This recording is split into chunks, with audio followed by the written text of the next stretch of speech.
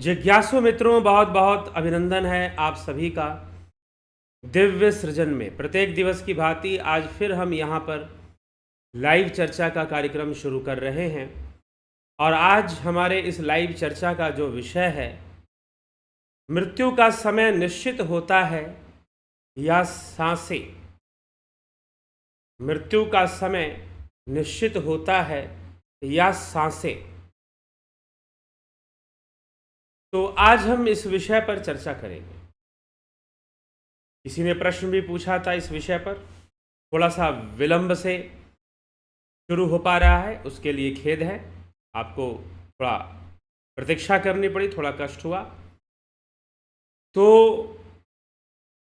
मृत्यु का समय निश्चित होता है या श्वासें। सबसे पहली बात आपको ये समझना है, क्योंकि लोग ऐसा कहते हैं कि मृत्यु का समय और स्थान निश्चित होता है। कुछ लोग ऐसा कहेंगे कि नहीं, सांसें हमारी गिनती की होती हैं। श्वासें जब खत्म हो जाएंगी तो हम जो है, मृत्यु अपने आप आ जाएगी। जितनी श्वास है उतना ही हम जिंदा रहेंगे। जैसे कि गाड़ी में जितना पेट्रोल है उतना ही चलेगा। तो कुछ इस प्रकार की बातें लोग समझ कर चलते हैं। देखिए, अब इसमें शास्त्र विषय क्या है, शास्त्र क्या कहता है इस विषय में। क्या दोनों बातें गलत हैं? जी नहीं, दोनों बातें गलत नहीं हैं। दोनों बातें क्या बिल्कुल सही हैं? दोनों बातें बिल्कुल सही भी नहीं हैं, पूरी तरह से सही भी नहीं है। ये कहना कि मृत्यु का समय निश्चित होता है, ये भी बात पूरी तरह से सही नहीं है। और ये कहना कि हमारी सांसें गिनती की होती हैं, सांसें जब खत्म हो जाएंगी तो मौत आ जाएगी या मृत्यु आ जाएगी, ये भी कहना पूरी तरह से सही नहीं है। और ये कहना गलत भी नहीं है। ये कहना कि मृत्यु का समय जब होगा तो मृत्यु होगी, ये कहना भी गलत नहीं है। और श्वासें खत्म हो जाएंगी तो आयु खत्म हो जाएगी, ये भी कहना गलत नहीं है। क्योंकि इन दोनों बातों की सटीक व्याख्या नहीं मिलती है। व्याख्या किसकी मिलती है? पतंजलि योग शास्त्र के अंदर, वैदिक शास्त्र है, या फिर मीमांसा का हम ले लें, या योग सूत्र का भी हम ले लें, या श्रीमद् भगवद गीता का भी हम ले लें। तो क्या कहते हैं कि महर्षि पतंजलि ने योग शास्त्र में इस विषय पर लिखा है, जब उन्होंने कर्म की व्याख्या की है। 4 प्रकार के कर्म बताए हैं उन्होंने, 4 प्रकार के कर्म बताए हैं महर्षि पतंजलि ने। क्या आप बता सकते हैं कि महर्षि पतंजलि ने 4 प्रकार के कौन से कर्म बताए हैं? 4 प्रकार के महर्षि पतंजलि ने कौन से कर्म बताए हैं? अगर आपको पता हो तो जरूर कमेंट में लिखिए, मैं आगे बताऊंगा अभी। तो महर्षि पतंजलि ने, एक बार मैं सोच रहा हूं कि कुछ ऐसा कंपटीशन जो है चलाया जाए, क्योंकि लोगों के अंदर शास्त्र जागरूकता और बच्चों के अंदर आए, और कुछ ऐसी कंपटीशन की चीज़ें चलाई जाए जिस, और लोगों को कुछ, किसी ने मुझे आइडिया दिया ताकि लोगों के अंदर जागरूकता है और इसी बहाने वो लोग कुछ शास्त्र अध्ययन के प्रति वो लोग ध्यान दें, लोग जो है ध्यान दें। तो इसी तरह से मैं आपसे प्रश्न पूछता हूं कि महर्षि पतंजलि ने 4 प्रकार के कर्म की चर्चा की है, वो 4 प्रकार के कर्म कौन से हैं? तो क्योंकि योग सूत्र की चर्चा हमने इस चैनल पर पहले भी की है और उन 4 प्रकार के कर्मों को बताया है, तो आप कमेंट में लिख के बताएं तो जरूर। तो चलिए, इस विषय में योग शास्त्र का कहना क्या है कि कर्म के आधार पर 3 चीजें निश्चित होती हैं। योग सूत्र के दूसरे अध्याय साधन पाद में महर्षि पतंजलि ने कहा है कि कर्म के आधार पर 3 चीजें निश्चित की जाती हैं। कौन सी 3 चीजें कर्म के आधार पर निश्चित की जाती हैं? आयु, पहला तो आयु निश्चित की जाती है, जाति निश्चित की जाती है, और भोग निश्चित किया जाता है। 3 चीजें, आयु, जाति और भोग। इसका आधार क्या है? आपका कर्म है। जाति का मतलब यहां योनि से है। यहां जाति का मतलब, ये जो आजकल जो जातिवाद जो नेता लोग जो चलाते हैं कि ब्राह्मण को मंत्री बनाया कि नहीं, यादव को मंत्री बनाया कि नहीं, और ये जो दूसरे पाखंडी मीडिया वाले हैं, न्यूज़ वाले, ये लोग जनता को न्यूज़ सुनाते हैं कि मंत्रिमंडल के अंदर जो समीकरण बनाया गया है वो जाति आधारित बनाया गया है, ब्राह्मण को इतना पद दिया जा रहा है। कौन ब्राह्मण और कौन, सिर्फ कहने के लिए बातें रह गई हैं। कहने के लिए बातें रह गई हैं। अभी पीछे मुझे एक ऐसे ग्रुप मिला, आईटी सेक्टर में कुछ युवा मिले जो जॉब करते हैं, आईटी सेक्टर में जॉब करते हैं और सबकी सैलरी कम से कम 2 लाख 2.5 लाख इस तरह से मंथली सैलरी वाले लोग हैं। अब उसमें एक यादव है, एक ब्राह्मण है, दोनों बड़े ही अच्छे मित्र हैं और दोनों चिकन खाते हैं, दोनों चिकन खाते हैं, दारू भी पीते हैं। ठीक है, ये सब बातें बस नेताओं के खिलौने रह गए हैं ताकि जनता को कितना मूर्ख बनाया जा सके। और ये न्यूज वाले फिर उस ढंग से न्यूज दिखाते हैं कि मंत्रिमंडल में ब्राह्मण को ये अरे किसको मतलब है? इसको भूख लगेगी तो क्या वो खाना ये देख कर खाएगा कि मुझे कहां से खाना है और पानी कहां से पीना है? वो समय जा चुका है। लेकिन नेता लोग चाहते हैं कि वही समय बना रहे, क्योंकि पिछले कई दशकों से नेताओं को जातिवाद के नाम पर राजनीति करने की आदत पड़ी हुई है और वो नहीं चाहते हैं कि दुनिया बदले। हम हिंदू मुस्लिम की बात करते हैं तो सांप्रदायिक हो जाते हैं, लेकिन जैसे ही हम जातिवाद को फैलाने की बात करते हैं तो हम वो हो जाते हैं कि भाई ठीक है, हाँ बिल्कुल जातिवाद को समझ के चलना चाहिए। तो बड़ी विचित्र सी बात है और बड़े विचित्र से इस देश के नेता लोग हैं और अभी तक कोई ऐसा नेता सामर्थ्यवान नहीं है, ना उसके अंदर इच्छा शक्ति, ना वैसी सिद्धि कि इस लेवल को क्रॉस कर जाए। वो इस लेवल को क्रॉस कर कर वो कुछ काम करके दिखा दे, कुछ इसके विरुद्ध में जाके काम करके दिखा दे। इतना सामर्थ्य रखने वाले नेता अभी तक तो नहीं आए हुए। अभी तक उनको जातिगत समीकरण बनाने पड़ते हैं। ये दुर्भाग्यपूर्ण है, पूरे देश के लिए, मानवता के लिए दुर्भाग्यपूर्ण है। चलिए, ये जाति शब्द आया इसलिए मैंने इस विषय पर बोला। तो कर्म के आधार पर कभी किसी दिन किसी ने मुझसे अभी पीछे कहा कि आपने जब राम मंदिर बन रहा था तो आपने उसके ऊपर बोला था कि भाई शंकराचार्य क्या बोल रहे हैं, कौन क्या कह रहा है, लेकिन अभी आपने कुछ नहीं बोला। तो मैंने कहा कि क्यों बोला जाए, क्योंकि बोलने के लिए बहुत गहराई होती है बातों में। हम ऊपर ऊपर से छिछली बातों को पकड़ते हैं सिर्फ,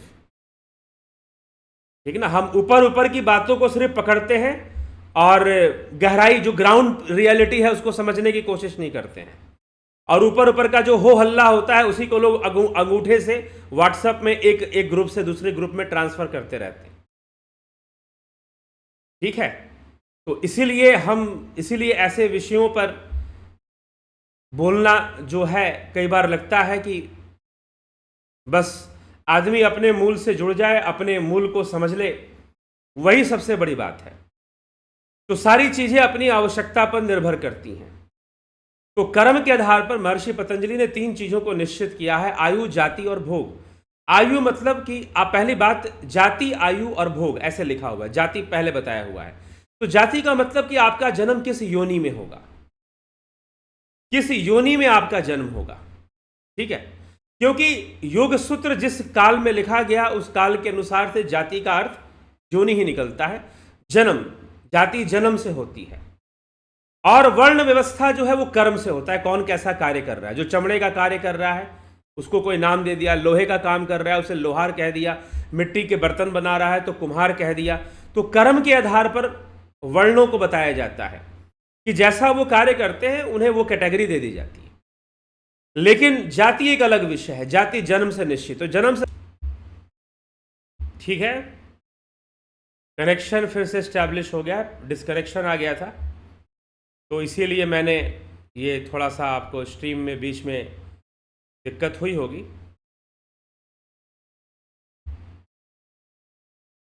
तो कर्म के आधार पर शास्त्रों ने योग सूत्र में भी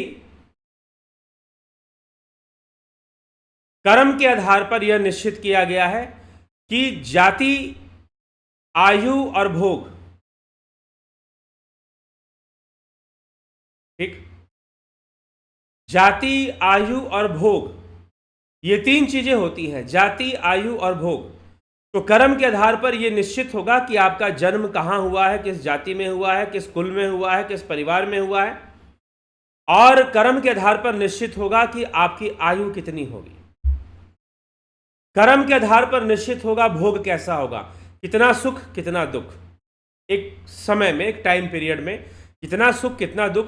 तो ये कर्मों के, और कैसा सुख कैसा दुख, सुख दुख दोनों ही आते हैं जीवन में, तो कैसा सुख और कैसा दुख, आते तो दोनों ही है सुख दुख। तो जाति, आयु और भोग, जाति, आयु और भोग, ये तीनों कर्म से निश्चित होते हैं। तो आपकी आयु कितनी होगी, आप कितने वर्ष तक जीवित रहेंगे, ये किस पे डिपेंड करता है? आपके कर्म पर। इसका निर्णय कर्मों से होता है। तो अब कर्मों से ही श्वासें भी निश्चित होंगी और कर्मों से ही समय भी निश्चित होगा।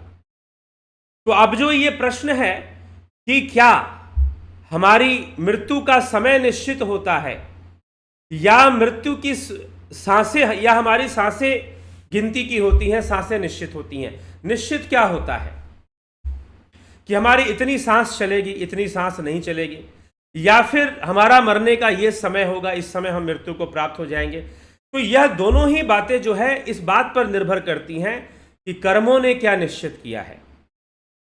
कर्मों ने क्या निश्चित किया है? कर्मों ने ही आयु को निश्चित किया है। तो कर्म के आधार पर ही हमारा आयु निश्चित होती है और कर्म के आधार पर ही हमारी सांसें निश्चित होती हैं। कर्म के आधार पर ही वो समय निश्चित होता है, वो स्थान निश्चित होता है जब हमारी मृत्यु होती है। तो हमें ये बात पहले समझना है। तो समय का निश्चय और सांसों का निश्चय भी किस पर निर्भर करता है? कर्म पे निर्भर करता है। तो अब प्रश्न ये है कि अगर कर्म पे निर्भर करता है तो क्या मृत्यु का समय बदल सकता है, परिवर्तित हो सकता है? और क्या सांसें बढ़ सकती हैं? ऐसा संभव है? जी हां, दोनों ही बातें संभव है। मृत्यु का समय भी आपको बढ़ सकता है। मृत्यु का समय भी बढ़ सकता है। अगर मरने का जो समय है वो बदला जा सकता है, आगे बढ़ाया जा सकता है, या पीछे भी हो सकता है, या पीछे भी हो सकता है। ऐसी बात नहीं कि आगे ही बढ़ेगा, पीछे भी हो सकता है। मतलब कि जिसको बाद में मरना हो वो जल्दी मर जाए, ऐसा भी हो सकता है। और जिसकी मृत्यु है, हाँ ठीक है, ये थोड़ा रहस्यमय विषय है, क्योंकि हमें किसी भी व्यक्ति के मृत्यु का निश्चित समय हमें पता नहीं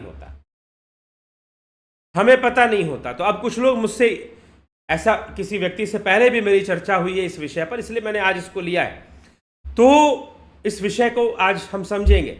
कुछ लोग ये भी पूछते हैं कि कितने % इस बात की चांसेस हैं कि हम अपने मृत्यु के समय को बदल दें, और कितने ऐसे लोग हैं जो अपने मृत्यु का समय परिवर्तित कर सकते हैं या अपनी सांसों को बढ़ा सकते हैं। कुछ लोग सांसों के बढ़ाने की बात करते हैं, तो वो कहते हैं कि आप नाड़ी शोधन कीजिए, प्राणायाम कीजिए, ध्यान कीजिए, शांत अवस्था में बैठिए, धीमी गति से श्वासों को लीजिए और छोड़िए, इससे आपकी आयु वृद्धि होगी। क्या यह गलत है? बिल्कुल गलत नहीं है। अगर आप ऐसा करते हैं तो यह भी क्रिया आपकी आयु को वृद्धि करती है। फिर दूसरा बात यह कि नहीं, मरने का समय तो निश्चित होगा। जी हां, कर्मों ने निश्चित कर रखा है। कर्मों ने मृत्यु का समय निश्चित कर रखा है, इसमें कोई संशय नहीं। लेकिन कर्मों को साधन बनाकर ही मृत्यु को टाला जा सकता है। कर्मों को साधन बनाकर ही मृत्यु को टाला जा सकता है। ठीक है? तो कर्मों को साधन बनाकर हम मृत्यु को टाल सकते हैं।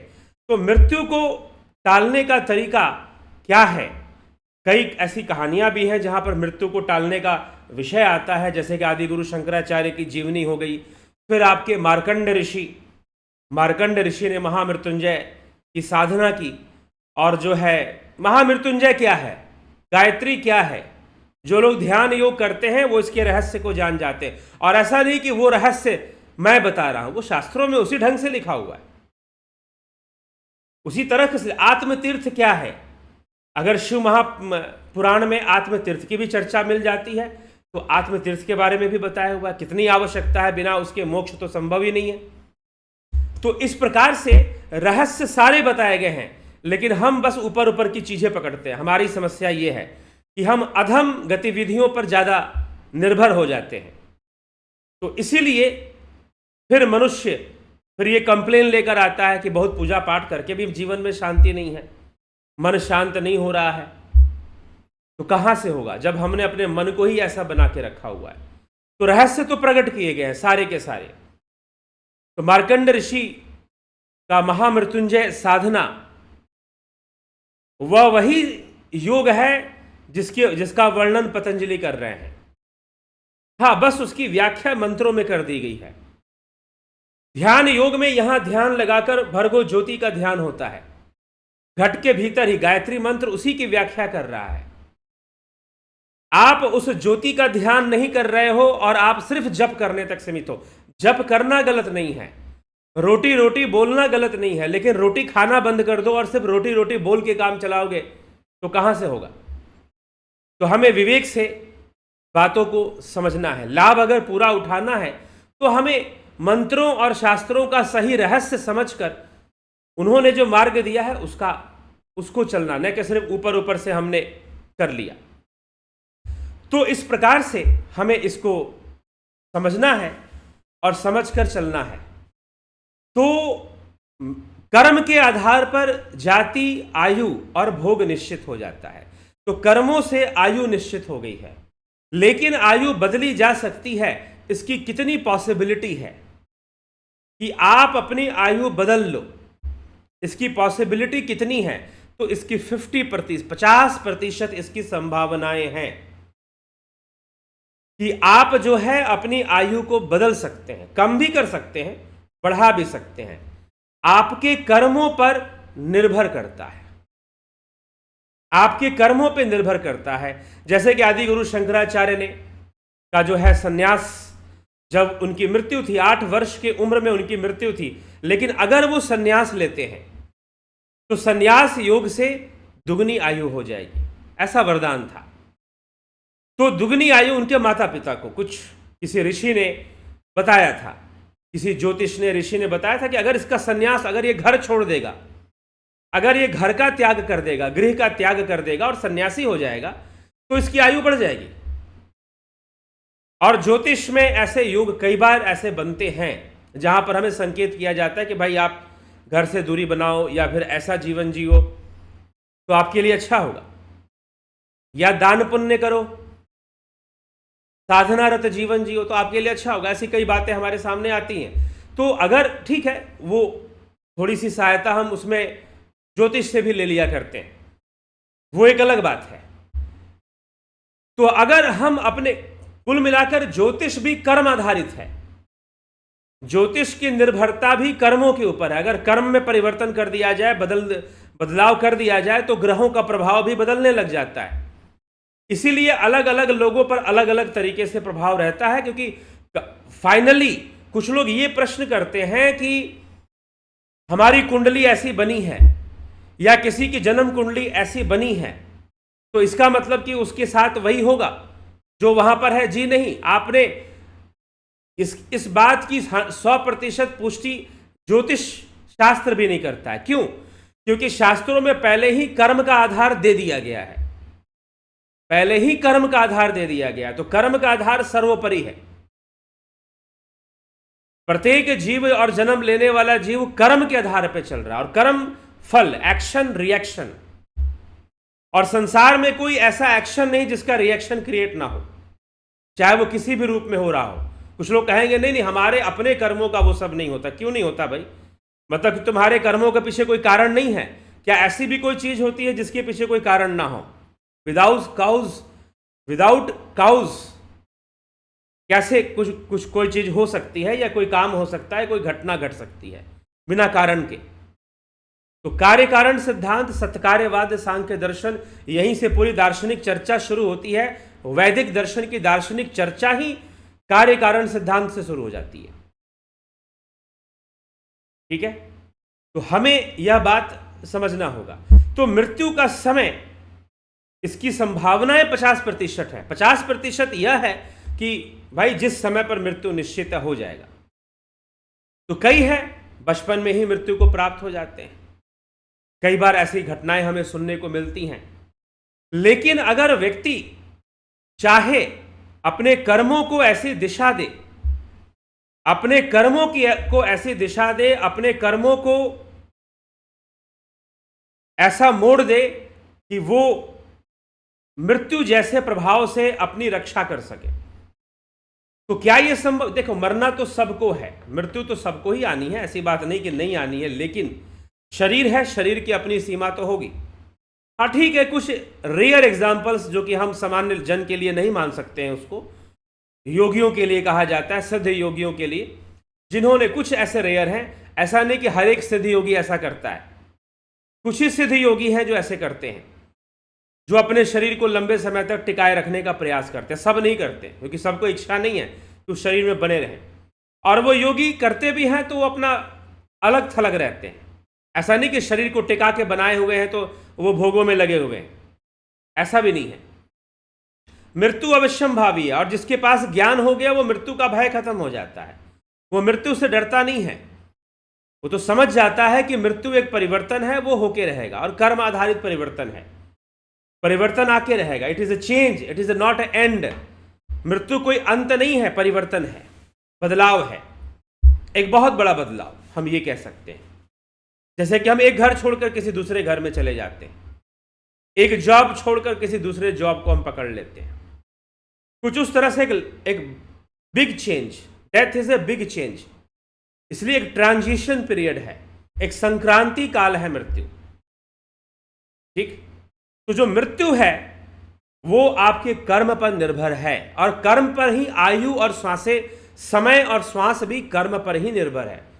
तो कितनी सांसें हैं और कितने किस समय है, तो समय निश्चित है कि सांसें निश्चित हैं, कर्म का आधार लेकर दोनों ही निश्चित हैं। और इतने मौका प्रकृति आपको जरूर देती है, प्रकृति आपको इतना मौका जरूर देती है कि आप इसमें भी थोड़ा बदलाव कर सको। तो अगर हम कॉन्शियस हैं, सचेत हैं और योग मार्ग पर हैं, तो इसमें भी थोड़ा बदलाव किया जा सकता है। हम अपने पुण्य की वृद्धि करते हैं तो कई तरह के बदलाव किए जा सकते हैं। नहीं तो हम अपने गलत कर्मों से, कई बार जो व्यक्ति को बाद में शरीर छोड़ना हो पहले ही बेचारा निकल ले, अपने कर्मों के प्रति सजग बने ही ना, सचेत बने ही ना, और बहुत सारे नशा आदि करना, गलत कर्मों में लिप्त रहे, तो जल्दी ही प्रकृति फिर देखती है कि भाई यह व्यक्ति संतुलन बनाए रखने में असमर्थ है। संतुलन से सब कुछ चलता है, यह शरीर भी संतुलन से ही चलता है, बैलेंस से ही चलता है। और वास्तव में हमारा जो सुख है, हम उस संतुलन की अवस्था को ही सुख कहते हैं, जहां हम उसको एंजॉय करते हैं। ठीक है, तो हमें जो है यह समझना है, इस विषय को समझना है। तो क्या मृत्यु का समय टाला जा सकता है? टाला जा सकता है। क्या मृत्यु की श्वासें बढ़ाई जा सकती हैं? बिल्कुल। योग कीजिए, साधना कीजिए, केवली अवस्था, ध्यान योग में ऐसी साधनाएं करवाई जाती हैं जहां पर बिल्कुल ये आने जाने वाली श्वासें स्थिर हो जाती है, रुक जाती है। तो क्या उसमें आयु वृद्धि होती है? बिल्कुल। स्वास्थ्य वृद्धि भी होती है, आयु वृद्धि भी होती है। जिस समय आपकी श्वासें रुक जाती हैं, स्थिर हो जाती हैं, केवली अवस्था बन जाती है, उस समय आयु वृद्धि भी होती है और स्वास्थ्य वृद्धि भी होती है, मानसिक स्वास्थ्य वृद्धि भी होती है, एकाग्रता की वृद्धि भी होती है, फोकस का भी बहुत ज़्यादा डेवलपमेंट हो जाता है, फोकस भी आपका डेवलप कर जाता है। तो बिल्कुल इसके फायदे हैं, बहुत अधिक फायदे हैं इसके।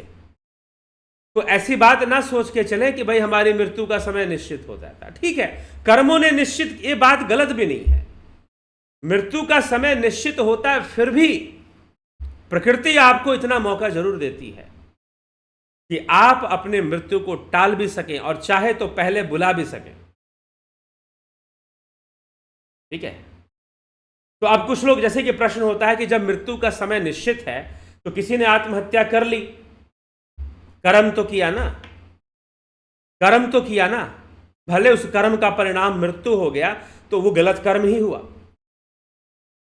उसने अपने जीवन को समझने का कोई प्रयास क्यों नहीं किया?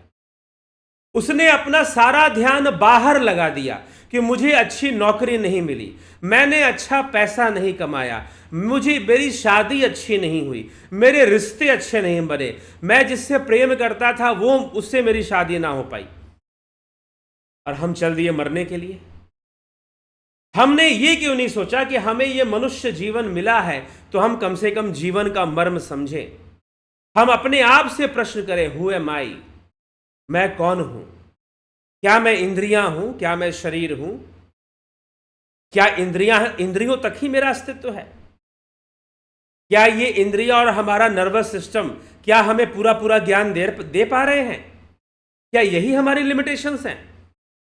ठीक है, संसार के भोग विषय भी होते हैं, लेकिन कम से कम अपने, अगर आपको मनुष्य जीवन मिला है, बड़े भाग मानुष तन पावा, भाई परापत मानुख देहुरिया, यह बड़े भाग्य से यह मनुष्य जीवन मिलता है। क्राउन ऑफ क्रिएशन कहा गया इसे, सृष्टि का सिरमौर। आपने अपने जीवन को जानने का कोई प्रयास नहीं किया, नहीं प्रयास किया कि मैं कौन हूं। नो दाई सेल्फ, खुद को जानो, स्वयं को जानो। उसको जानने का आपने कोई प्रयास ही नहीं किया। आप बस इन्हीं रिश्ते नातों में पड़े रहे, बस यही। ठीक है, मैं ये नहीं कहता हूं कि अच्छे रिश्ते नहीं बनने चाहिए, मैं ये भी नहीं कहता हूं कि अच्छा पैसा नहीं आना चाहिए आपके पास, आए, बहुत आए, लेकिन क्या अगर नहीं आएगा तो आप ऐसा कदम उठाओगे? तो मुझे लगता है कि उन्होंने, शायद वो बाद में मरते पहले ही मर गए। तो कर्म आधारित है, तो इस चक्कर में मत पड़िए कि मृत्यु का समय निश्चित होता है। इस चक्कर में भी मत पड़िए कि सांसें गिनी हुई होती हैं, गिनती की सांसें होती हैं, नहीं, ये बातें भटकाती हैं। ये बात समझ लीजिए कि सारी चीजें कर्म पर आधारित हैं, कर्म पर आधारित है, और ऐसे कर्म किए जा सकते हैं जिससे कि आयु की वृद्धि की जा सके। भगवान राम बहुत लंबी आयु नहीं जिए थे ऐसा कहा जाता है, लेकिन कृष्ण लंबी आयु में रहे थे। कृष्ण जो थे उनकी आयु लंबी हुई थी, बताते हैं 120 वर्ष से भी ऊपर तक, आगे तक। वैसे कई योगी हुए जिन्होंने अपनी आयु को बहुत लंबा रखा। अभी वर्तमान आधुनिक युग की अगर हम बात करें तो 100 साल पहले, आज से तेलंग स्वामी थे काशी के अंदर, वाराणसी में, एक से एक रहस्यमय योगी वाराणसी में हुए हैं, काशी में। तो लगभग 250 वर्षों तक देवराहा बाबा थे, काफी लंबी आयु उनकी। कुछ लोग कहते हैं कि 1000 वर्ष से हैं, कुछ लोग कहते थे 500 वर्ष से हैं। 250 वर्ष तक उनके लिए भी कहा जाता था, और तेलंग स्वामी के लिए भी कहा जाता था 250 वर्ष तक वो जीवित रहे। तो इस प्रकार से लंबी आयु कैसे घटनाएं मिलती। और आज कल भी मैंने कहा कि एक वाराणसी में योगी हैं, अभी भी वो 126 वर्ष उनकी उम्र हो चुकी है, जीवित हैं। तो योगी एक संतुलन के रहस्य को समझते हैं, वो संतुलन में विश्वास करते हैं, और हर मामले में वो एक संतुलन बनाते हैं। ऐसा नहीं कि वो संसार का भोग त्याग देते हैं, ऐसा नहीं कि वो स्वादिष्ट भोजन को खाना बंद कर देते हैं, नहीं, वो संसार का भोग भी भोग लेंगे और दीर्घायु भी हो जाएंगे, क्योंकि एक बहुत ही बारीकी से वो जीवन को समझते हैं। उन्होंने एक्सप्लोर किया है अपने लाइफ को। योग का उद्देश्य, अगर मैं एक वर्ड में कहूं, what is the purpose of being Yogi? Explore your self, explore your life. अपने लाइफ को समझो, बायोलॉजी भी पढ़ो उसके लिए, साइकोलॉजी भी पढ़ो उसके लिए, अपना एक्सप्लोरेशन भी करो, अनुसंधान करो, रिसर्च करो, बायसनेस को खत्म करो। किसी भी तरह की बायसनेस, जबरदस्ती की बायसनेस नहीं होनी चाहिए, किसी भी प्रकार। किसी को पूरी तरह से नकारो मत, और किसी भी पूरी तरह से सकारो मत, ठीक है? तो एक संतुलन बनाकर, और पहली बात क्या है कि उद्देश्य तो संतुलन है, तो जहां स्वीकृति देनी है वहां स्वीकृति देनी ही है, तो इसलिए संतुलन बनाना जरूरी होता। और ये जीवन की बात है, बाहर की बात नहीं है, जीवन की बात है। तो योगी एक जीवन के अंदर संतुलन बनाए रखने में सफल होते हैं, और कई बार वो शारीरिक संतुलन को बनाए रखने में बहुत सफल हो जाते हैं, तो अपनी आयु को। कुछ लोग ऐसा नहीं करते हैं, कुछ लोग अपने मानसिक संतुलन पर ही ज्यादा ध्यान देते हैं, और उसको बनाए रखने में तो वो भी दीर्घायु भी हो सकते हैं, और भी कुछ हो सकते हैं। कई बार वो पूरे विश्व को प्रभावित करते हैं। कुछ सिद्ध योगी होते हैं पूरी दुनिया को प्रभावित करते हैं, और कुछ सिद्ध योगी होते हैं जिनके बारे में दुनिया जान भी नहीं पाती, जान भी नहीं पाती। कितना बड़ा योगी आया था और हमारे बीच से चला गया, पता भी नहीं चला। और कुछ योगी हिमालय के कंदराओं में बैठे रहते हैं, हिमालय में, हिम बर्फों में, वो संतुलन बनाकर वहां पर भी अपने आप को बनाए रखते हैं। संतुलन का विज्ञान काम करता है। तो कर्म प्रधान है सब कुछ, तो ऐसा मत सोचिए कि मृत्यु का समय टाला नहीं जा सकता। हाँ ठीक है, कर्मों ने उसे निश्चित जरूर किया है। अब एक और बात यहां पर कहूंगा मैं कि पर्सन टू पर्सन भी बातें डिफर करती हैं। किस व्यक्ति के कर्म कैसे, हो सकता है कि किसी के जीवन में 75% इस बात का चांस है कि कर्मों ने फिक्स तो कर ही दिया है, नहीं 75% लोगों के लिए, 75% लोगों के लिए कर्म ने उनकी मृत्यु 75% फिक्स कर दी कि 75% चांस है कि यह व्यक्ति इस समय पर इसकी मृत्यु हो ही जाएगी। 25% अगर उसने अपने कुछ कर्म बदल लिए, अगर कोई राहु का प्रभाव आ रहा है तो उसने विदेश यात्रा कर ली, या कोई बहुत बड़ा दान कर दिया उसने उस समय पर, तो हो सकता है कि उसके ये जो मृत्यु का काल है वो टल जाए कुछ समय के लिए, ऐसा भी हो सकता है। तो कुछ लोग इसे टालने का, हाँ ठीक है टल जाए, या फिर उसमें अगर मृत्यु आए तो वो कुछ अलग ढंग से आए। जैसे कि राजा परीक्षित को पता चला कि 7वें दिन तक्षक सर्प के विष के ज्वाला में वो भस्म हो जाएंगे। उन्हें एक ऋषि ने, श्रृंगी ऋषि एक हुए, उन्होंने श्राप दे दिया। जब श्राप मिल गया तो राजा परीक्षित ने क्या किया, अब तो भाई चलो 7 दिन बाद है तो क्या करें, तक्षक सर्प से युद्ध करने लग जाएं, उसे मार दें, मरवा दें, क्या करें। परीक्षित ने यह नहीं सोचा, उन्होंने कहा कि मुझे मृत्यु का समाधान ढूंढना है। जब मेरी मृत्यु हो तो मैं अधोगति को प्राप्त ना हूं, मैं योगियों की भांति समाधि में लीन हो जाऊं। तो वो संत के शरण में चले गए, सुखदेव मुनि के शरण में चले गए, योग विद्या सीख लिया उन्होंने, और तक्षक सर्प आता उससे पहले वो समाधि में लीन हो गए। तो इससे बेहतर मृत्यु क्या हो सकती है। वास्तव में वो मरे ही नहीं, तो वो लीन होना, तो हाँ ये यहां पर आत्महत्या भी नहीं है, यहां पर कोई मार भी नहीं रहा है, हम खुद ही अपने आप को, अपने चित्त वृत्तियों का ही निरोध कर कर हम पूर्णतः शांत अवस्था को प्राप्त हो जाते हैं, वृत्ति मुक्त हो जाते हैं, कैवल्य की प्राप्ति हो जाती है। तो राजा परीक्षित को कैवल्य की प्राप्ति हो गई, वो योग समाधि में लीन हो गए, इससे पहले कि तक्षक सर्प आए और उन्हें डसे, वो योग समाधि में लीन हो गए। तो इसीलिए हमें यह समझना होगा कि हम जो हैं क्या अपने कर्मों को सुधारें, अपनी साधना को हम सुधारें। सांसें गिनती की होती हैं, जी हाँ, कर्मों के आधार पर हम कह सकते हैं कि सांसें भी गिनती की होती हैं।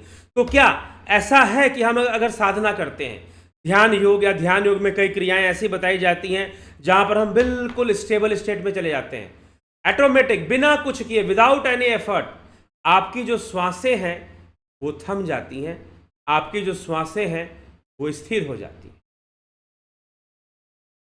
ठीक है, अपने आप उस अवस्था में हम चले जाते हैं, उसको जबरदस्ती रोकने की आवश्यकता नहीं पड़ती। प्रणव साधना कराई जाती है, उसमें ऐसी अवस्था बननी शुरू हो जाती है। तो जब ऐसी अवस्था बननी शुरू हो जाती है, हम बिल्कुल स्थिर, बिल्कुल शांत अवस्था में जब हम पहुंच जाते हैं, बिल्कुल स्थिर अवस्था में जब हम चले जाते हैं, तो वहां पर हमारी आयु वृद्धि होती है। जी हाँ, वो भी एक तरीका है मृत्यु को टालने का, आयु की वृद्धि करने का, वो भी एक तरीका है। ठीक है, तो हम एक सम्यक जीवन को अब जब अपना लें, एक सम्यक जीवन को अपना लें, तो हम देखेंगे हमारा मन, हमारा शरीर सब एक संतुलित अवस्था में रहना शुरू कर देते हैं। और जब हमें फिर धीरे धीरे हम इसे योग्य हो जाते हैं कि हम मृत्यु भी आए तो वो मृत्यु हमें अधोगति की ओर नहीं ले जाएगा, वो हमें भटकाव की ओर नहीं ले जाएगा। जैसा कि पिछले विचारों में हमने सुना कि सूक्ष्म शरीर नहीं बनता, मन माया मुई न मन मुआ, मन की मृत्यु नहीं होती, मन नहीं मरता। ठीक है, मन की मृत्यु नहीं होती, मन नहीं मरता। तो वह जो मन है एक अनुकूल अवस्था को प्राप्त हो जाएगा, फिर आप शरीर छोड़िए, कोई दिक्कत नहीं। फिर मृत्यु आए भी तो वो मृत्यु दुखदाई नहीं होगी और भटकाने वाली नहीं होगी। तो इसीलिए मृत्यु का जो समय है और जो श्वासों की गिनती है वो कर्म आधारित है। कर्मों में उचित परिवर्तन से और साधना मार्ग से इन दोनों में बदलाव लाया जा सकता है, इन दोनों में परिवर्तन लाया जा सकता है। मतलब कि समय भी बदल सकता है और श्वासें भी बढ़ सकती हैं। लेकिन फिर आप पूछोगे कि इसकी पॉसिबिलिटी कितनी है, तो ओनली 25%। ओनली 25% है। 75% वही होगा जो कर्मों ने पहले से निश्चित करके रखा है। अब आपके ऊपर निर्भर करता है कि आप सही समय पर ध्यान योग से जुड़ जाएं, युवा अवस्था में ही जुड़ जाएं, कम उम्र में ही जुड़ जाएं, समझ लें इस दुनिया की चाल को और समझ लें कि भाई ठीक है, संसार में तो हमें रहना है, संसार में रहने से संसार के भोग भी हैं, लेकिन हम अपनी जो जीवन यात्रा है उसको समझकर, जीवन को सही से समझकर, जीवन को संतुलित ढंग से हम जिए, उसकी व्यवस्था भी हम कर लें। हम योग मार्ग से जुड़ जाएं, हम ध्यान योग से जुड़ जाएं, सही समय पर जुड़ जाएं, तो निश्चय ही उसे अवसर मिल जाएगा कि वो अपनी साधना की वृद्धि कर पाए, अपना कल्याण कर पाए, लोगों का भी कल्याण कर पाए। ऐसी अपॉर्चुनिटी उसके पास आ जाएगी, ऐसा अवसर उसके पास आ जाएगा, ऐसा मौका उसके पास आ जाएगा। तो फिर निश्चय ही जो 25% चांस उसको दिया गया है, हाँ, अब मैंने एक और बात कही थी 50% चांस होता है, तो 50% चांस मैंने कहा था योगियों के लिए, जो कि साधना संपत्ति को लेकर जन्म लेते हैं। साधना संपत्ति को समझाया गया है श्रीमद् भगवद गीता में। तो जो साधना संपत्ति के साथ जन्म लेते हैं, उनके लिए हम कह सकते हैं कि उनके पास पूरा आधा अवसर है इन सब चीजों में बदलाव लाने का। इन सब चीजों में बदलाव लाने का उनके पास 50% की अपॉर्चुनिटी होती है। लेकिन साधारण मनुष्य भी चाहे तो बदल सकता है, अपनी साधना से, अपने पुण्य से वो बहुत सारे बदलाव ला सकता है। अपने प्रायश्चित कर्म से अगर उससे कुछ गलत पाप हुआ तो उसका वो प्रायश्चित कर ले, ठीक ना, प्रायश्चित कर ले वो। तो अपने प्रायश्चित से वह कई तरह के परिवर्तन ला सकता है। और इतिहास में ऐसी कई कथाएं हमें सुनने को मिलती हैं कि जहां पर कुछ ऐसे लोगों ने अपने मृत्यु का समय टाला। अब अभी जो है वट सावित्री पूजा, अभी कुछ दिनों पहले वट सावित्री पूजा गई। उत्तर प्रदेश, बिहार के क्षेत्र में बहुत सारी महिलाएं करती हैं, और भी कई जगहों पर वट सावित्री पूजा होती है। कुछ कुछ जगहों पर 7-7 दिन के त्यौहार होते हैं वट सावित्री पूजा में। तो सावित्री जी ने अपने पति की रक्षा कर ली थी अपनी तपस्या से, अपने तपोबल से, अपनी साधना शक्ति से, अपनी तपोबल से उन्होंने अपने पति की रक्षा भी यमराज से कर ली थी। तो कर्म है, तपस्या करना भी एक कर्म है, पुण्य की वृद्धि है और एक शक्ति सिद्धि का विकास हो जाता है योगी के अंदर। तो सारी चीजें कर्म पर निर्भर करती हैं, सारी चीजें कर्म पे निर्भर कर रही होती हैं। तो इसीलिए आयु का निश्चय कर्म से होता है। समय, अगर उसका समय निश्चित हो रहा है या सांसें निश्चित हो रही हैं तो वो भी कर्म से ही हो रही हैं, ठीक है। तो इसके लिए चिंता नहीं करना है, एक काम करना है, कर्म में लगे रहना है। मृत्यु कब आएगी, मृत्यु कब नहीं आएगी, इसके लिए रोने की आवश्यकता नहीं है। योग मार्ग पर चलो, योग मार्ग पर चलो। उस परा जगत से अपना कनेक्शन पहले से जोड़ के रखो जहां जाना है। योग मार्गी बनकर ध्यान, योग, भक्ति मार्ग वही है सब, अलग अलग चीजें नहीं है, कॉन्सेप्चुअली एक ही चीज है। तो अपने योग मार्ग से जुड़ के रहो। आने दो जो आना है, मृत्यु आना है तो आने दो, दुख कष्ट आने हैं तो आने दो। खुद को शांत अवस्था में रखने का अभ्यास, खुद को, स्वयं को संतुलित अवस्था में बनाए रखने का अभ्यास।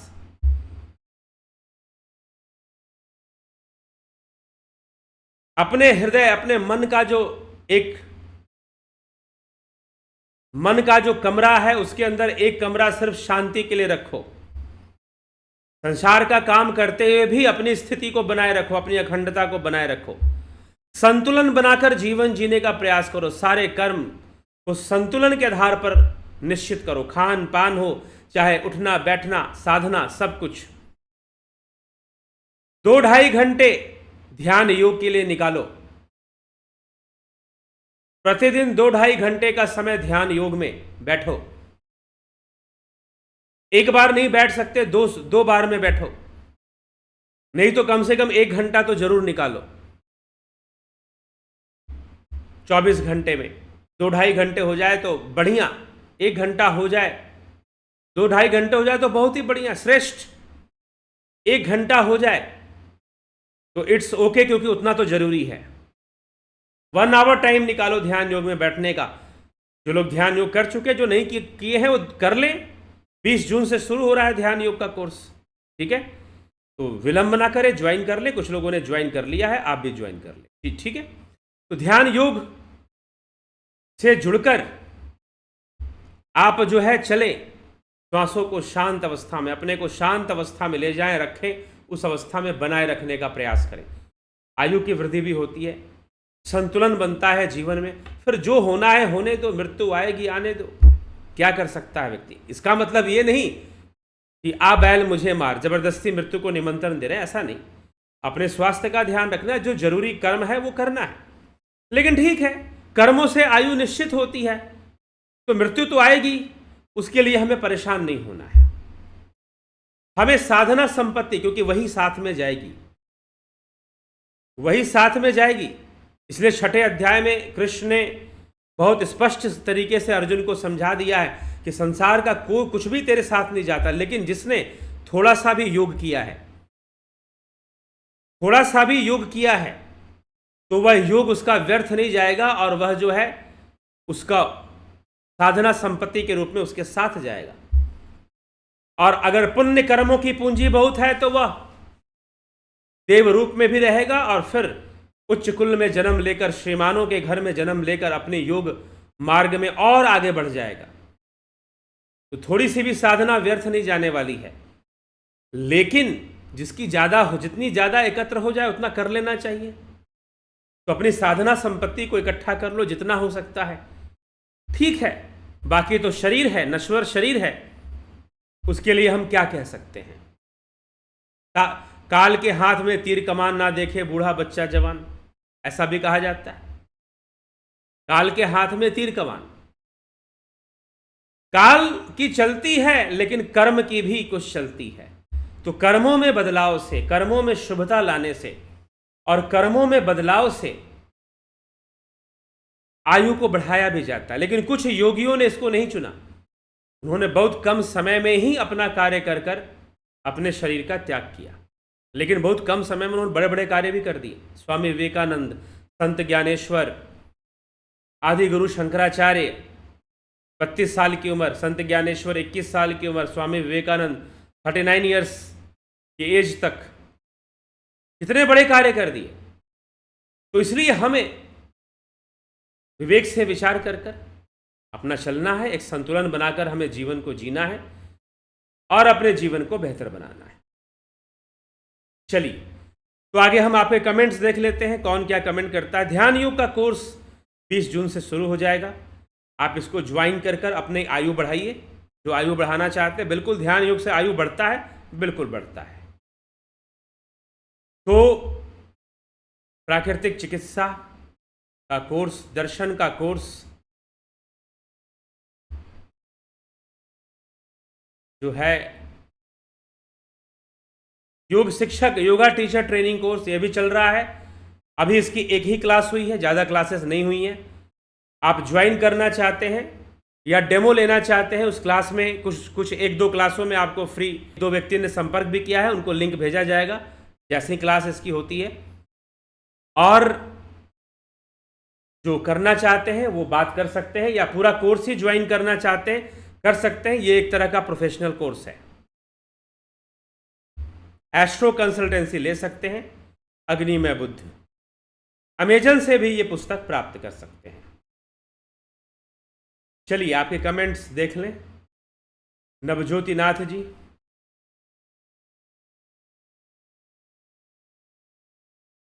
नरेंद्र माखोड़े जी, विजय सिंह जी, ओम तत्सत, व्यास सिंह जी, किशोर वैद्य जी, योकेश खैरनर जी, राजू पाल जी, नथु सिंह जी, आशा रानी जी, रतन सिंह जी, लवकुश वर्मा, एके त्यागी जी, ओम तत्सत, विनोद कुमार सूद, विमला शाह, स्मिता सावंत जी, पिंटू वासवा जी, शिखर शर्मा जी, शेखर शर्मा जी, सविता नायक जी, बहुत अभिनंदन है। काशीनाथ जी, श्वेता राय सिन्हा, सत्य सनातन, AK भट्ट जी, पुण्य पाप पुण्य और पाप पुण्य और पाप मिश्रित। योग सूत्र में कर्म की बात कर रहे हैं। पुण्य पाप, पुण्य और पाप, पुण्य और पाप मिश्रित। नहीं नहीं, ये 75% आपका आंसर सही है, 75% आपका उत्तर सही है। थोड़ा सा यहां गड़बड़ हो रहा है, ठीक है, कुछ चीज आप लिखना भूल गए इसमें, अनुज सिंह जी, लेकिन फिर भी 75% उत्तर सही है।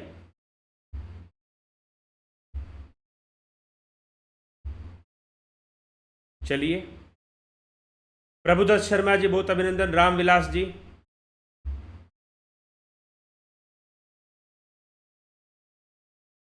मुकेश प्रसाद जी,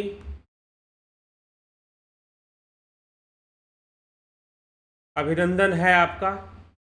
रतन सिंह जी, स्मिता सावंत, नैमितिक कर्म नित्य, नहीं, नैमितिक नित्य कर्म की चर्चा योग सूत्र में नहीं है, योग सूत्र में नहीं है, ठीक है। Sir, does parallel realities exist? Parallel, what do you mean by parallel realities? हाँ, parallel realities exist करती हैं,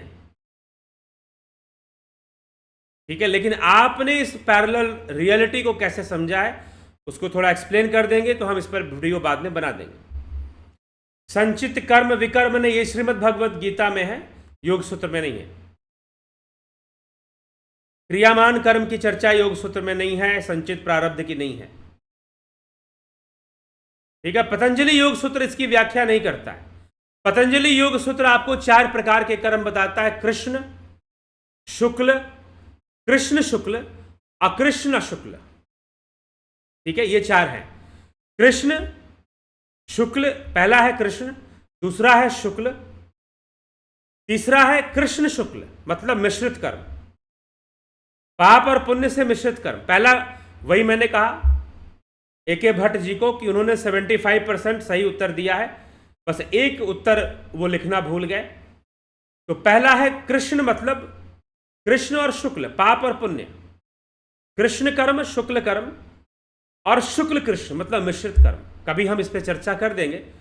पाप और पुण्य मिश्रित कर्म हुआ करते हैं। कई बार लोग ऐसे कर्म करते हैं जिसमें पाप भी होता है और पुण्य भी होता है।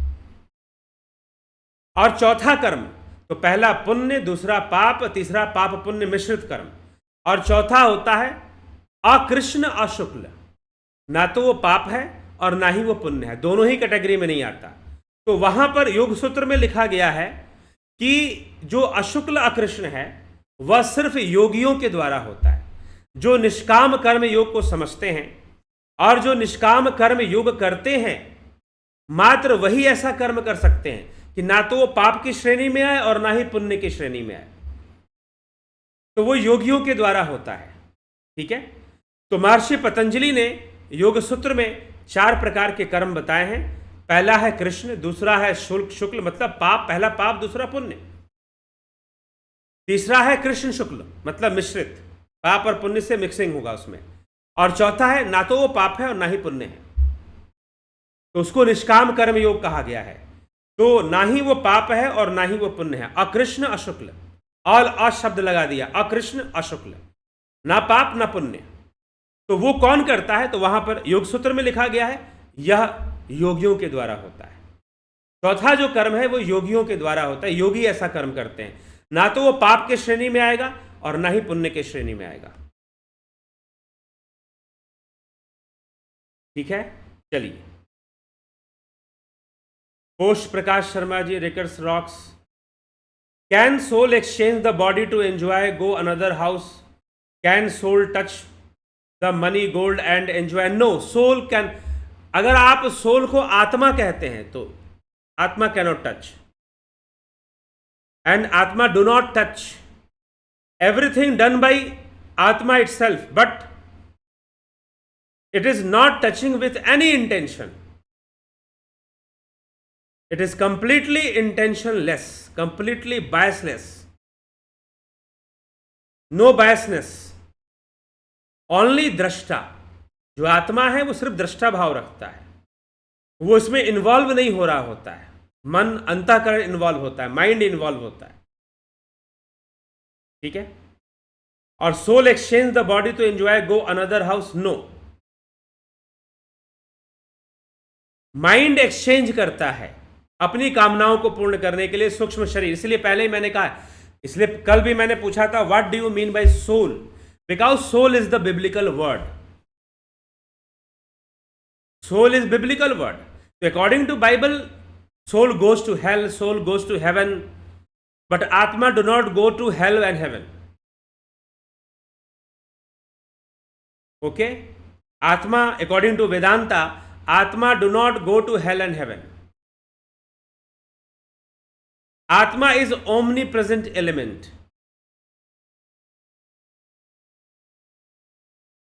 शुद्ध चैतन्य, सच्चिदानंद, ठीक है। तो वो आत्मा का स्वरूप है। तो इसलिए आत्मा नरक में नहीं जाता, स्वर्ग में नहीं जाता। हाँ, जीवात्मा हम कह सकते हैं, जीव शब्द जुड़ जाएगा, जीव शब्द जुड़ जाएगा उसमें। वो नरक का भोग करता है, वो स्वर्ग का भोग करता है। Ujjwal Bankar ji, can soul feel crying? No.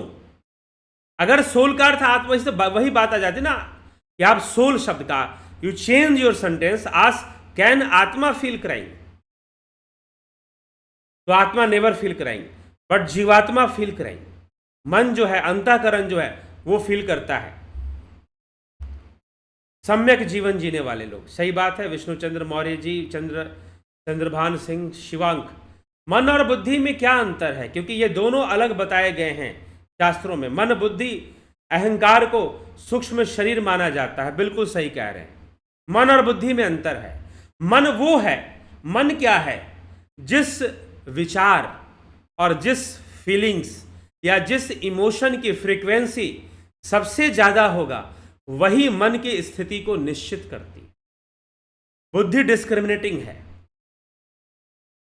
बुद्धि पूर्व संस्कारों के आधार पर डिस्क्रिमिनेशन करती है।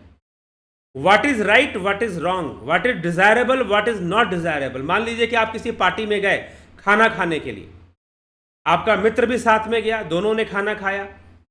एक ने कहा कि सब्जी बड़ी स्वादिष्ट बनी थी, आपने कहा कि नहीं बहुत स्पाइसी था, बहुत मिर्च था, बहुत मसाला था, मैं तो इतना मसाला खाता नहीं, मुझे अच्छा नहीं लगा। उसने कहा कि नहीं मुझे तो बड़ा अच्छा लगा, मुझे बड़ा मजा आया उसी सब्जी के लिए। अब देखिए दोनों का मन अलग ढंग से काम कर रहा है, लेकिन ये डिसीजन कौन ले रहा है? ये डिस्क्रिमिनेशन कौन कर रहा है? बुद्धि कर रही है। किसके आधार पर कर रही है? पूर्व संस्कारों के आधार पर। तो बुद्धि क्या करती है कि जो पूर्व संस्कार हैं आपके, उसके आधार पर डिस्क्रिमिनेट करती है। हाँ, पहले से यह बता है हमें कि भाई वो जो व्यक्ति था वो कम मिर्च खाने वाला था, या आप जो थे कम मिर्च खाने वाले थे, आपका मित्र ज्यादा मिर्च खाने वाला, उसे घर में ज्यादा स्पाइसी भोजन किया जाता है, आपके यहाँ कम किया जाता है। आपके टंग को हैबिट नहीं है, आपके माइंड को भी हैबिट नहीं है बहुत ज्यादा मिर्च मसाला खाने का, तो आपके लिए वो स्वादिष्ट नहीं है।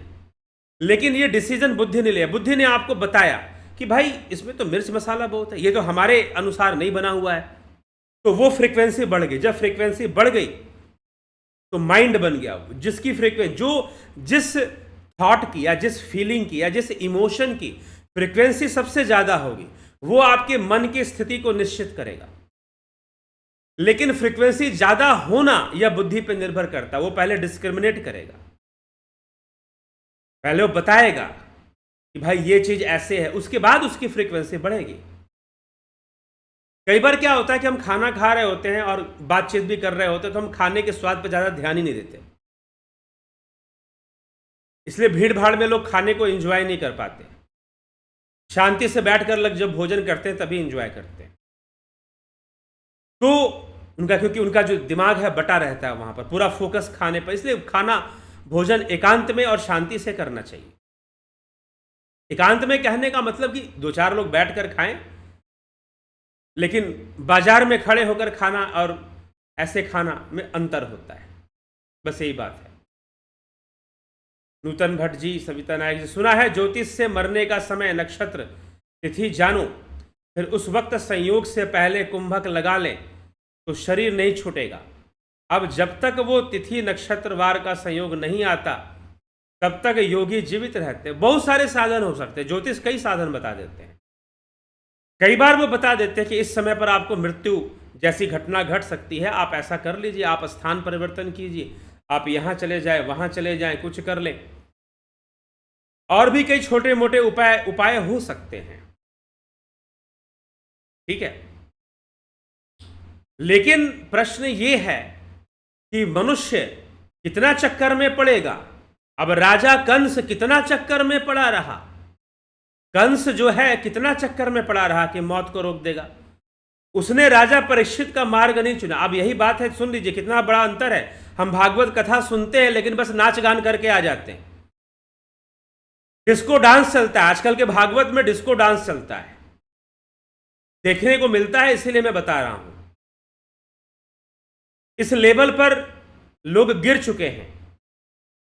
तो आप डांस करके आ जाते हैं, भागवत कथा में नाच गाकर आ जाते हैं, दान कर देते हैं, डोनेशन कर देते हैं, अपना नाम अनाउंस करवा लेते हैं कि भाई मैंने किया।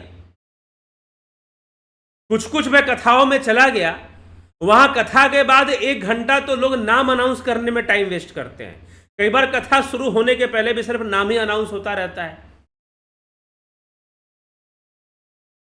तो कई बार लोग जो है अपनी लोक माया जो है उसकी कामना और मान सम्मान की कामना को पूर्ण करने का साधन बना देते हैं धर्म के कार्य को।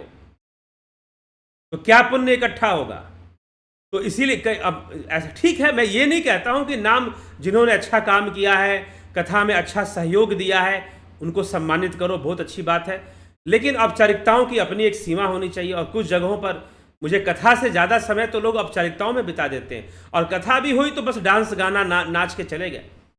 भागवत में, उसी भागवत में 2 घटनाएं हैं, कंस की मृत्यु की भविष्यवाणी और राजा परीक्षित की मृत्यु की भविष्यवाणी।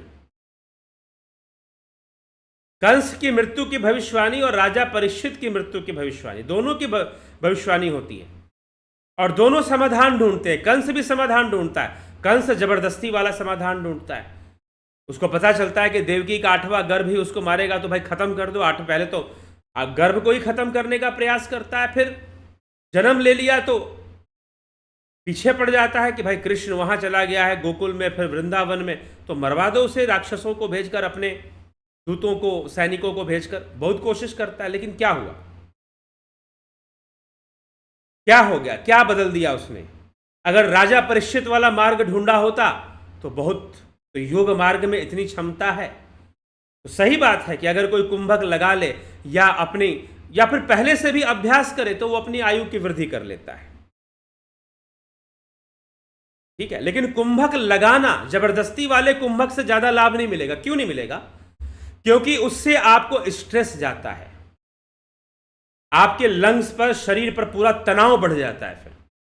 लेकिन जब आप ध्यान मार्ग में उतर जाते हो, ध्यान की अवस्था में उतर जाते हो, नाद, खासकर जो नाद ध्यान करने वाले लोग होते हैं ना, उनके लिए बड़ा सरल होता है।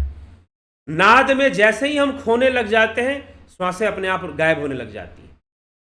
ये मैंने कई बार अनुभव किया। जहां पर नाद की इंटेंसिटी बढ़ती है, डिसअपियर, श्वासें गायब हो जाती है, लगता है ही नहीं अब।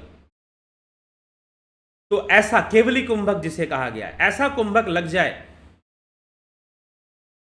तो संभव है। यही महामृत्युंजय है। ओम त्रयंबकम जजामहे सुगंधिम पुष्टिवर्धनम उर्वारुकमिय बंधनात् मृत्युर्मुक्षे मामता। तो वह जो उस ब्रह्म का जो स्मरण है, जैसे शिव करते हैं ओम त्र्यंबकम जजामहे, उनका जो है वह सुगंधि, पुष्टिवर्धक और मोक्षदायी है, मुक्ति देने वाला। यही महामृत्युंजय हमें ऐसा समझाता है।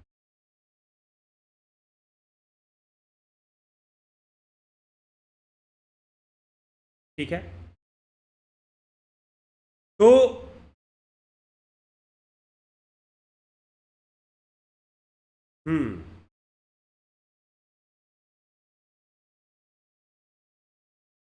वो ऐसा इसलिए क्योंकि है, करते हैं कि पुनर्जन्म लेने से साधना का समय बर्बाद होता है। हाँ, तो अपना इसी जन्म में अपनी पूरी कर कर अपना निकलते हैं। कई योगी ऐसा करते हैं, सही बात है। लेकिन कई जो है लोक कल्याण के उद्देश्य से दोबारा जन्म भी लेते हैं। पिंटू वासवा जी, योगेंद्र पंडित जी, गौरव सिंह जी।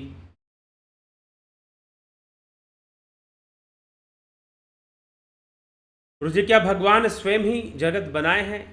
जगत का इस पे चर्चा बहुत हुई है, इस चैनल पे खूब चर्चा हम लोगों ने इस विषय पे की है। उपादान कारण क्या है, कैसे, इसको समझना पड़ेगा। अगर मैं कहूं कि ब्रह्म ही उपादान कारण है तो ये वेदांत की है, और अगर हम सांख्य के अनुसार देखें तो प्रकृति को उपादान कारण माना गया। प्रकृति के 3 गुणों को उपादान कारण माना गया है। प्रकृति के 3 गुणों से सारी सृष्टि हुई। भगवान कृष्ण ने भी इसकी पुष्टि की है श्रीमद् भगवद गीता में कि प्रकृति के 3 गुणों से सारी सृष्टि हुई है। ठीक है,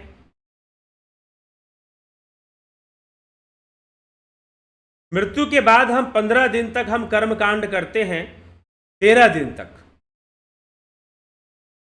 12 और 13 दिन, कुछ परिवारों में 11 दिन का भी होता है, लेकिन 13 दिन, 15 दिन का तो मैंने अभी तक नहीं सुना है कहीं पर। हाँ, कुछ होता होगा, लेकिन 13 दिन ही मान्य है।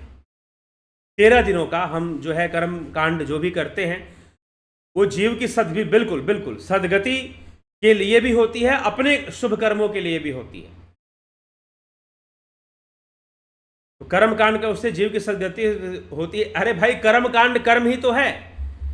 यहां विरोधाभास हो जाएगा ना कि आपने पूछा कि कर्म कांड करते हैं उससे जीव की सदगति होती है या कर्मों से होती है। कर्म कांड कर्म ही है। हाँ, आप बस ये समझ रहे हैं कि भाई जो पूजा पाठ या कुछ किया जाता है उससे कोई सदगति हो जाएगी, कि नहीं, कर्म से ही होगी। लेकिन कर्म कांड क्या है? सही कर्मों को करना ही कर्म कांड है। पंच कर्म, ये अग्निमय बुद्ध पुस्तक पढ़ी, उसमें कर्म कांड समझाया गया है। अग्निमय बुद्ध पुस्तक लीजिए, खरीदिए, पढ़िए, उसमें पूरा कर्म कांड समझाया गया है कि कर्म कांड की फिलॉसफी क्या है, कर्म कांड की क्या फिलॉसफी है, उसमें समझाया गया है। कर्म कांड आपने कुछ पूजा कर लिया, कुछ अनुष्ठान कर लिया, उसी से कर्म कांड निश्चित नहीं हो जाएगा। ठीक है, चलिए इस पे हम चर्चा कर देंगे आगे, हम आने वाले लाइव में इस पे चर्चा कर देंगे।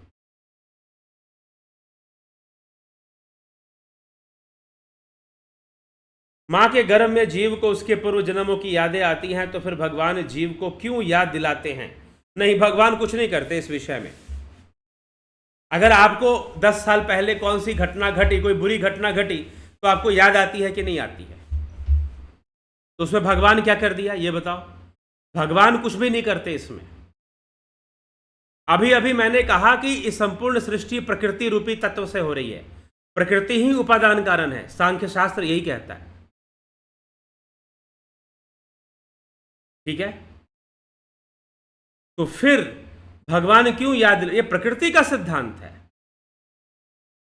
कोई भगवान कुछ याद दिलाने नहीं आते। ठीक है, पहले तो आप ये समझिए, अगर सनातन धर्म की रक्षा करनी है तो सबसे पहले सांख्य को समझो, क्योंकि सांख्य आपको यह समझाता है कि प्रकृति से सब कुछ हो रहा है। और 5वां अध्याय भगवान कृष्ण साफ कह देते हैं कि मैं कुछ नहीं करवा रहा किसी से, प्रकृति के गुणों के वशीभूत ही सारे लोग कर्म कर रहे हैं, मैं क्या करवा रहा हूं इसमें। तो ये मैं इसीलिए जो इस चैनल को सुनते हैं, कम से कम वो ये बात कभी भी नहीं कहेंगे कि भगवान ने ये करवा दिया, भगवान ने वो करवा दिया। अरे तुम अपने हाथ में जिम्मेदारी कब लोगे?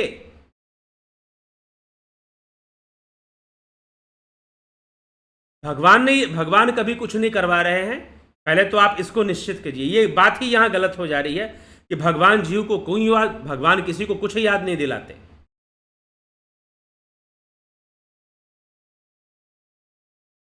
ठीक है, तो इसीलिए वह प्राकृतिक क्रिया है कि जहां पर याद आ जाए। और ऐसी बात नहीं है कि जन्म लेने के बाद, हाँ ठीक है, बहुत कुछ याद आना संभव नहीं होता है, लेकिन याद किया जा सकता है, पिछली जन्मों की बातों को जाना जा सकता है। लक्ष्मी कौर, सर नेगेटिव कैसे हटाएं, नेगेटिव थॉट्स को कैसे हटाएं? ध्यान योग करिए,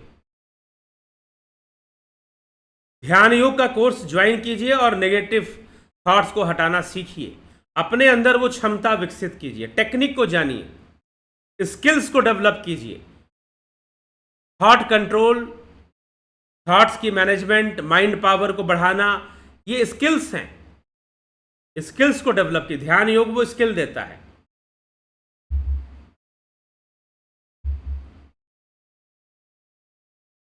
गुरुजी, जैसे आपने रामचरितमानस को समझाया वैसे ही हम सबके कल्याण के लिए हनुमान चालीसा को आसान करके मतलब सही समझाएं। ठीक है, एक दिन किया जाएगा। अभिषेक वर्मा जी, सर प्रणाम। ईश्वर कौन है? इस्लाम में जिनको अल्लाह खुदा कहते हैं वही ईश्वर हैं, या कोई और? हिंदू धर्म में परब्रह्म परमेश्वर कहते हैं, क्या वही ईश्वर है? क्रिश्चियनी में गॉड बोलते हैं, क्या वही? पहले भी इस पर चर्चा की जा चुकी है, पहले भी इन विषयों को स्पष्ट किया गया। बहुत बड़ा अंतर है। सनातन धर्म में जो कॉन्सेप्ट है वो बहुत ही डिफरेंट है, बहुत अलग है, एक ही नहीं है। हाँ, जहां तक अब्राहमिज्म की बात है तो गॉड और अल्लाह काफी हद तक 99% सिमिलर है। लेकिन अगर आप परमेश्वर या परमात्मा की बात करोगे सनातन धर्म में तो काफी डिफरेंट है, 99% डिफरेंट है, ऐसा आ जाएगा। अगर गॉड अल्लाह 99% एक जैसे हैं तो सनातन धर्म में जो परमात्मा है कि जो बात की जाती है और उसका जो कॉन्सेप्ट है वो 99% उससे अब्राहमिज्म से डिफरेंट है, अलग है, एक नहीं है। कॉन्सेप्ट ही अलग है, बिल्कुल। इसीलिए अभी तो मैंने कहा ना कि मत बोलो कि भगवान ने ये करवाया, भगवान करवाता ही नहीं। जब भगवान स्वयं कह रहे हैं कि मैं नहीं करवाता हूं तो आप क्यों थोपे जा रहे हो कि भगवान ने ये कर दिया, भगवान ने वो कर दिया? जैसी ये जो जगन माता है, जो प्रकृति है, उसके गुणों के प्रभाव से ही सब कुछ हो रहा है और होता है। चलिए, अगर सब कुछ करता तो हमारे तपस्या करना, हमारी साधना, हमारे बहुत सारे जो पुण्य का क्या लाभ? मतलब कर्म से सब कुछ होता है।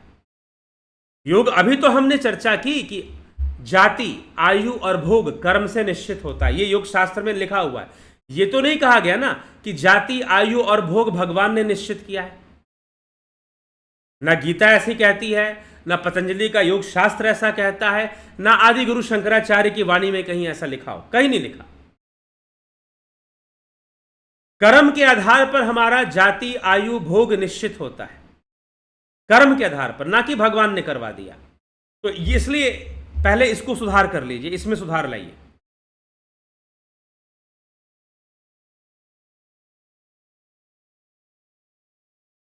कैन आत्मा एंड? No, never.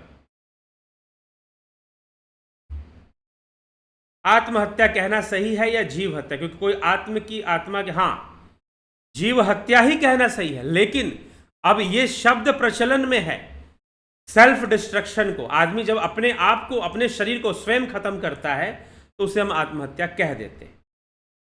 ये वर्ड एक ट्रेंडिंग वर्ड है। तो जब हम किसी को बताना शुरू करें, हाँ, बाद में हम समझा दें कि भाई आत्मा की तो हत्या हो नहीं सकती, लेकिन जो ट्रेंडिंग है, जब हम किसी को समझाएंगे तो टॉपिक वही लेंगे, ट्रेंडिंग टॉपिक ही लेंगे। गुरुजी, आत्मा का फोटो हम देख सकते हैं, मन का नहीं देख सकते। हाँ, आप घोस्ट का कुछ ऐसे दावे किए जाते हैं कि कुछ थर्मल कैमरा से कुछ ऐसे चीजें निकाली जाती हैं।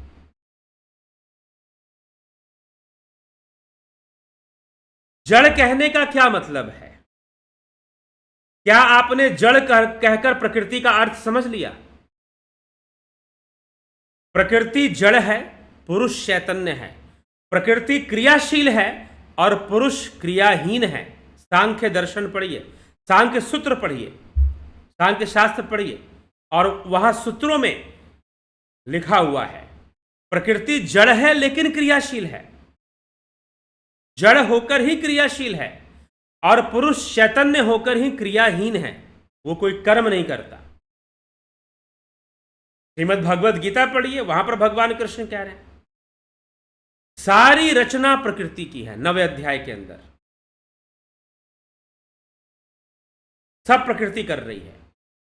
5वें अध्याय में वो कहते हैं कि मेरे द्वारा कुछ होता ही नहीं है, ना तो कर्म, ना कर्ता और ना कर्ता, कर्म फल, कर्म कर्ता और कर्म फल, इन तीनों में मेरा कोई संयोग होता ही नहीं है।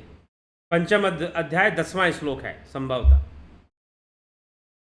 तो वो करता ही नहीं है, प्रकृति सब कर रही है।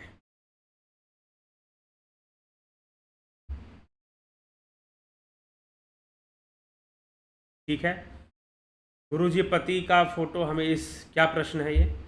जय श्री राम, जितेंद्र साहू जी जय श्री राम। चलिए इसी के साथ मैं विचारों को विराम दूंगा, काफ़ी समय हो चुका है और समय को ध्यान में रखते हुए आप लोगों ने ज़्यादा आज कमेंट्स थे तो इसीलिए समय भी ज़्यादा लग गया, लेकिन समय की अपनी एक मर्यादा होती है। तो हम जो है विचारों को, टॉपिक तो पहले ही ख़त्म हो चुका है, विषय जिस विषय को लिया था वो बस आप कमेंट्स पढ़ने होते हैं तो वो है। तो कई लोग कहते हैं कि नहीं भाई कमेंट्स पढ़ने में फिर लंबा होता है, तो फिर उतना लंबा वीडियो को, तो ठीक है, जहाँ तक टॉपिक कवर हुआ आप वहाँ तक देखिए, छोड़िए आगे बढ़ जाइए। तो इस तरह से ये विषय है। ठीक है, तो हम अभी विचारों को विराम देते हैं, कल फिर मिलते हैं। बहुत बहुत आभार आप सभी का। ओम तत्सत।